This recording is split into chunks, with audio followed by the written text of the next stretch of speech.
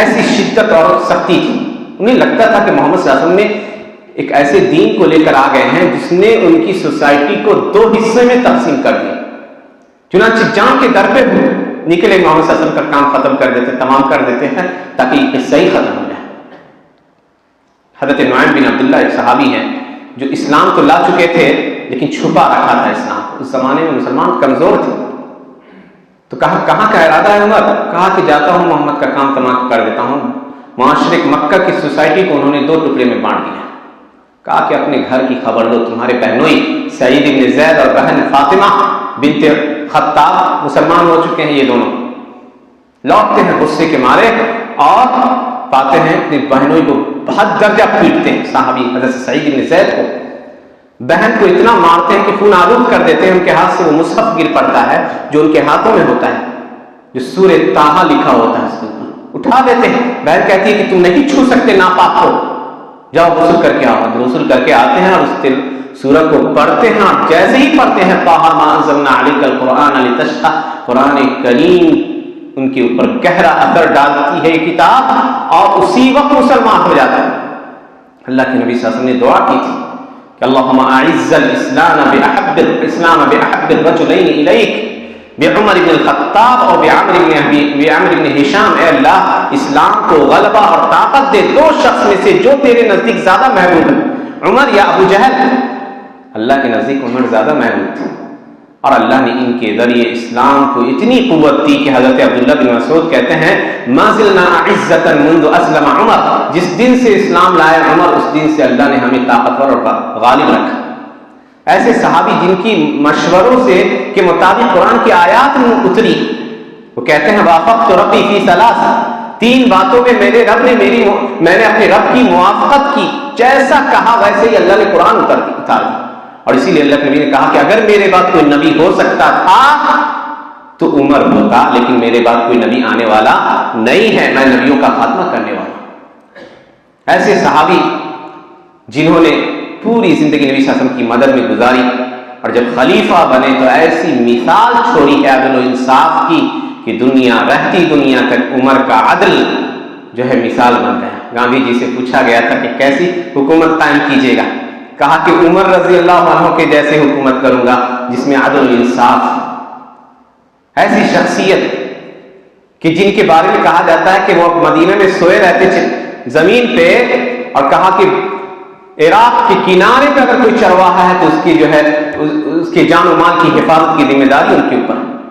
ایک ذمہ شخص آتا ہے عیسائی شخص رومی, اور کہتا ہے حضرت عمر سے مدینے میں آ کر کہ آپ کے گورنر جو ہیں ہم سے ٹیکس زیادہ وصولتے ہیں, ان کو منع کیجیے. کہا حضرت عمر نے کہ ایسا نہیں ہوگا. اس کو لگا کہ انہوں نے ایسی ایک بات کہی. وہ لوٹتا ہے مدینے سے, اور جب شام کے سرحد کو کراس کرنے لگتا ہے تو اس سے وہ ٹیکس وصولا نہیں جاتا. بڑا حیران ہوتا ہے کہ مدینے سے شام 1 مہینے کی مسافت پہ ہے, مجھ سے پہلے عمر کا آرڈر وہاں پہنچ چکا ہے کہ اس سے اب دوبارہ ٹیکس نہ لیا جائے. تو ایسی سلطنت جو مثال تھی ان کے زمانے میں آدھی دنیا اسلام کے زیر نگی آ گئی. لوگوں نے الگ الگ کتابیں لکھی. تاریخ عمر بن خطاب محمد حسین ہیکل کی انتہائی عظیم کتاب. یہ ہمارے وہ صحابی ہیں جن کی زندگی ہمارے لیے روشن مثال ہے. تو ہمیں سے ہر شخص کو چاہیے کہ اردو میں بہت ساری کتابوں پر موجود ہیں, کبھی تلاشنے کی کوشش کیجیے. دوسری چیزوں کو پڑھتے ہیں, ان کی سیرت کو پڑھیے تاکہ آپ اپنی زندگی میں ان کی سیرت سے استفادہ کر سکیں. وہ کہتے ہیں کہ میں نے اللہ کے نبی صلی اللہ علیہ وسلم سے فرماتے سنا انما الاعمال بالنیات, عملوں کا دار و مدار نیتوں پر ہے. کوئی بھی عمل انسان کرتا ہے وہ عمل کس کے مطابق کر رہا ہے؟ کیا وہ سنت کے مطابق کر رہا ہے؟ کس کے لیے کر رہا ہے؟ عمل کی 2 قسمیں ہوتی ہیں. ایک تو عمل جس سے آپ وہ نیت کی 2 قسمیں ہیں. وہ نیت جس سے عمل صحیح ہو, اور وہ نیت کہ آپ یہ عمل جو کر رہے ہیں کس کے لیے کر رہے ہیں. گویا علماء نے کہتے ہیں کہ نیت 2 طرح کی. آپ وضو کرنے اٹھتے ہیں تو آپ کا اٹھنا نیت ہے. نیت دل کے عمل کا نام. نیت کا اظہار زبان سے نہیں ہوتا. نیت کا اظہار زبان سے نہیں ہوتا. تو کوئی یہ نہ کہے کہ میں اپنا رخ کعبے کی طرف اور پچھم اور نیت کرتا ہوں اللہ کے لیے 4 رکعت نماز پڑھنے کی, تو یہ نیت نہیں ہے, یہ بدعت ہے, خرافات. شیخ الاسلام نے تیمیہ ابن القیم نے کہا نیت محلها القلب, نیت کی جگہ دل ہے. اسی لیے کوئی شخص بات کرے اور کوئی بات کسی کو کہہ دے تو کہتا ہے کہ میری نیت میں یہ بات نہیں تھی. نیت کا مطلب دل میں نہیں تھی یہ بات. تو نیت نہ روزے کی نیت کی جاتی ہے، زبانی نہیں. روزے کی نیت یہی ہے کہ آپ اٹھیے سحری کھائیے، آپ کا اٹھنا یہی نیت ہے. یہ مت کہیے کہ نویت ان اصوم غدا رمضان، کل کے روزے آج نیت کر رہے ہیں کل کے روزے کی. فجر کے بعد وہ دن شمار ہوتا ہے اسی میں. آپ نیت جب کرتے ہیں لوگ زبانی تو کہتے ہیں کل کی نیت کی، سوموار کا روزہ نہیں منگل کے روزے کی نیت کر رہے ہیں. تو یہ غلط ہے. ہاں حج میں جاتے ہیں تو وہاں حج میں نیت میں اظہار کرنا پڑتا ہے، کیونکہ حج کی 3 طرح قسمیں ہیں. تو وہاں کہتے ہیں کہ اللہ میں حج افراد کر رہا ہوں، صرف حج کی نیت سے آیا ہوں. اللہم لبیک حجن، اے اللہ حج کی نیت سے صرف حاضر ہوں. یا کبھی کبھی حج تمتع حاجی کرتے ہیں. حج تمتع کا مطلب یہ ہوتا ہے کہ انسان میقات پہ گیا اور نیت کرے اللہم لبیک، اے اللہ میں ایسے عمرے کی نیت کرتا ہوں جس کے بعد میں حلال ہو جاؤں گا حج تک، پھر حج کی نیت کروں. تو اس کو عربی میں کہتے ہیں اللہم لبیک عمرۃ متمتعا بہا الی الحج. تیسری صورت ہے جو اللہ کے نبی نے کی تھی، حج قران. کہا کہ اللہ عمرہ اور حج دونوں کی نیت کرتا ہوں. تو وہاں اس لیے نیت کا اظہار زبان سے ہے کیونکہ حج 3 اقسام کی. تو کون سی قسم کا حج آپ کر رہے ہیں وہاں اظہار ہوتا ہے. تو نیت کا محل جو ہے، نیت کی جگہ دل ہے. اور ایک انسان نماز پڑھتا ہے، اس نے وضو بھی کیا، اس کے سطر بھی ڈھکے ہیں، قبلہ بھی ٹھیک ہے، ہر نماز کی جتنے شرائط وظاہر پائے جا رہے ہیں، لیکن وہ نماز نعوذ باللہ کسی قبر والے کے لیے پڑھ رہا ہے. تو ایسی صورت میں کہیں گے کہ یہ کس کے لیے پڑھ رہا ہے. یہ بھی ایک اہم چیز ہے. نیت کی اصلاح میں اس چیز کا خیال رکھا جاتا ہے. انما الاعمال بالنیات، عملوں کا دار و مدار نیت پہ ہے. وانما لکل امرئ ما نوى، ہر انسان کے لیے وہی ہے جس کی وہ نیت کرتا ہے. اور نیت بڑا وسیع دروازہ ہے. اللہ کے نبی صلی اللہ علیہ وسلم فرمایا کہ انسان اگر ہر انسان کے اوپر اللہ نے صدقے کو فرض قرار دیا ہے، علی کل سلامہ من الناس صدقہ. جب انسان صبح کرتا ہے تو اس کے اوپر اس کے ہر عضو کی جانب سے، جسم کے ہر پارٹس کی جانب سے صدقہ کرنا واجب ہے. کیسے صدقہ کیجیے گا؟ کہا کسی سے اچھی بات کر لیا یہ صدقہ ہے، کسی مسلمان سے ہنس کے مل لیا یہ صدقہ ہے. آپ اپنے بال بچوں کی دیکھ بھال کے لیے، ان کے اخراجات کے لیے، ان کے اوپر خرچ کرنے کے لیے گھر سے نکلے کہ روزی کمائیں گے، لا کے ان بچوں کو کھلائیں گے تو یہ بچے اللہ کا ذکر کریں گے، یہ بھی صدقہ عبادت ہے. اللہ کے نبی نے کہا حتیٰ کہ تم اپنی بیوی کے منہ میں ایک لقمہ ڈالتے ہو یہ بھی عبادت ہے. اور آگے بڑھیے، کہا کہ انسان اپنی بیوی کے قریب جاتا ہے صحبت کے لیے، کہا یہ بھی عبادت ہے. تو ہر ایک عمل کو آپ عبادت میں بدل سکتے ہیں. ضرورت ہے نیت کی اصلاح کی. تو آپ پڑھانے جا رہے ہیں، نیت کر لیجیے کہ یہ عبادت ہے. جو آپ کو روزی ملتی ہے اوپر وہ الگ چیز ہے. تو نیت کا دائرہ وسیع ہے. جب آپ کوئی بھی کام کیجیے، اسی لیے مومن کی پوری زندگی بندگی اور عبادت ہوتی ہے. اس کا سونا بھی عبادت ہے، کیونکہ وہ اس نیت سے سو رہا ہے کہ اگر ہم سوئیں گے تو فریش ہو کر اللہ کی بندگی عبادت کریں گے، تو یہ بھی عبادت ہے. تو نیت کا دروازہ وسیع ہے. اللہ کے نبی نے کہا فمن كانت هجرته الى الله ورسوله فهجرته الى الله ورسوله. تو جو شخص ہجرت کرتا ہے اللہ اور اس کے رسول کی طرف، تو اس کی ہجرت حقیقت میں اللہ اور اس کے رسول کی طرف. ہجرت کا مطلب ہوتا ہے، عربی زبان میں ہجرت کہتے ہیں چھوڑ دینے کو. اسی لیے اللہ کے نبی نے کہا کہ المہاجر من ہجر ما نہى اللہ عنہ.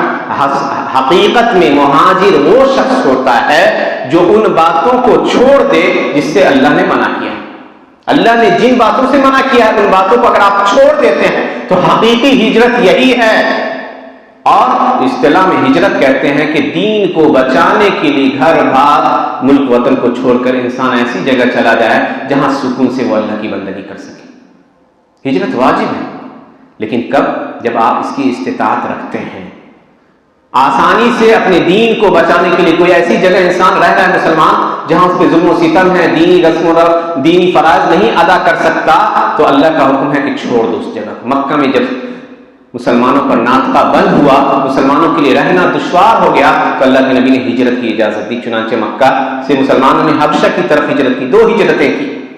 اور فائنلی ہجرت کی اجازت ملی تو اللہ کے نبی خود بھی اپنے گھر بار کو چھوڑے، اور اس حال میں چھوڑے کہ جب لوٹ نکل رہے تھے مکہ سے تو مکہ کی طرف دیکھا اور مخاطب ہو کے کہا یا مکہ انک لاحب ارض اللہ الی ولولا ان قومی، کہ مکہ تم اللہ کی سرزمین میں سب سے محبوب جگہ ہو میرے نزدیک، اگر میری قوم مجھے نہیں نکالتی اس شہر سے تو میں کبھی مکہ تجھ سے جدا ہونا گوارا نہیں کرتا۔ تو انسان کے لیے اپنی اس جگہ کو چھوڑ دینا جس جگہ میں وہ پلا ہے، بڑھا ہے، اور اس جگہ پہ وہ بڑا ہوا ہے، بہت شاق اور بہت شاق گزرتا ہے۔ اسی لیے اللہ نے کہا وَمَن يُهَاجِرْ فِي سَبِيلِ اللَّهِ يَجِدْ فِي الْأَرْضِ مُرَاغَمًا كَثِيرًا وَسَعًا وَمَن يُهَاجِرْ فِي سَبِيلِ اللَّهِ ثُمَّ يُدْرِكْهُ الْمَوْتُ فَقَدْ وَقَعَ أَجْرُهُ عَلَى اللَّهِ، جو اللہ کی راہ میں ہجرت کرتا ہے تو اللہ اس کو کے اوپر اپنی نعمتوں کے دروازے کھول دیتا ہے، خوب طرح کی فراوانی اور وسعت سے نوازتا ہے۔ اور ایسا حقیقت میں دیکھا بھی گیا، کہا کہ جو نکلے اس راہ میں لیکن کسی وجہ سے مر گیا وہ تو اللہ پر اس کا اجر ثابت ہے۔ اور اللہ نے ایسے لوگوں کی سخت وعید سنائی ہے جو لوگ طاقت رکھنے کے بعد اپنے دین کو بچانے کے لیے نہیں نکلتے ہیں۔ کہا کہ وہ لوگ جنہوں نے اپنے آپ پر ظلم کیا جو کہتے ہیں ربنا اخرجنا من هذه القرية الظالم اهلها واجعل لنا من لدنك وليا واجعل لنا من لدنك نصيرا۔ ہاں اگر کمزور ہے کوئی شخص، مستضعف ہے، طاقت نہیں ہے، اب ویزا کا مسئلہ ہے، مکہ مدینہ کو کہا گیا قیامت کے زمانے میں کہ یہ ایمان لوٹ آئے گا ویسے ہی۔ اللہ کے نبی نے کہا ان الایمان لا يأرز الى المدینہ كما تأرز الحیۃ الى جحرها، ایمان قیامت کے قریب مدینہ کی طرف لوٹ جائے گا، اور بعض الفاظ میں ہے کہ حجاز کی طرف لوٹ آئے گا، اور بعض الفاظ میں ہے کہ مسجد حرام اور مسجد نبوی کے علاقے کی طرف لوٹ آئے گا، جیسے کہ سانپ اپنے بل سے نکلتا ہے اور پھر اپنے بل میں لوٹ آتا ہے۔ فطوبى للغرباء، تو ایسے لوگوں کے لیے خوشخبری ہے جو اس ماحول میں بھی اپنے دین پر باقی رہتے۔ جب ایمان اس علاقے کے لوگوں پر ایمان کا غلبہ ہوگا، الحمدللہ ایمان ان کا محفوظ ہوگا، لیکن کچھ ایسے لوگ دنیا کے ہر خطے ہر علاقے میں ضرور ہوں گے جو اپنے دین پر فتنوں کے باوجود جمے ہوں گے، جو اللہ کی وحدانیت میں اللہ کو ایک جانتے ہوں گے، الوہیت میں، عبادت میں، جو اپنے دین پر جمے ہوں گے فتنوں کے دور میں۔ ایسے لوگوں کو اللہ کے نبی نے غربا کہا ہے جو معاشرے میں رہتے ہوئے اجنبی ہو جائیں گے، کہا ایسے لوگوں کے لیے خوشخبری ہے، ایسے لوگوں کے لیے خوشخبری ہے، ایسے لوگوں کے لیے خوشخبری ہے۔ اور طوبہ جنت کے درختوں میں سے ایک درخت ہے، اور کہا کچھ علماء نے کہ طوبہ جنت کا نام ہے، گویا فتنوں کے دور میں اپنے دین پر جمے رہنے والوں کے لیے اللہ کے نبی نے یہ بشارت دی ہے۔ کہا کہ 50 صحابی کے اجر کے برابر اللہ اس شخص کو اجر سے نوازے گا جو فتنے اور مصیبتوں کے دور میں اپنے دین پر جمع رہتا ہے۔ 50 صحابی کے اجر کے برابر، ترمذی کی صحیح روایت ہے۔ کہا للعامل فیہ اجر 50 منکم، کہ اس زمانے میں عمل کرنے والوں کے لیے 50 صحابی کے اجر کا ثواب ملے۔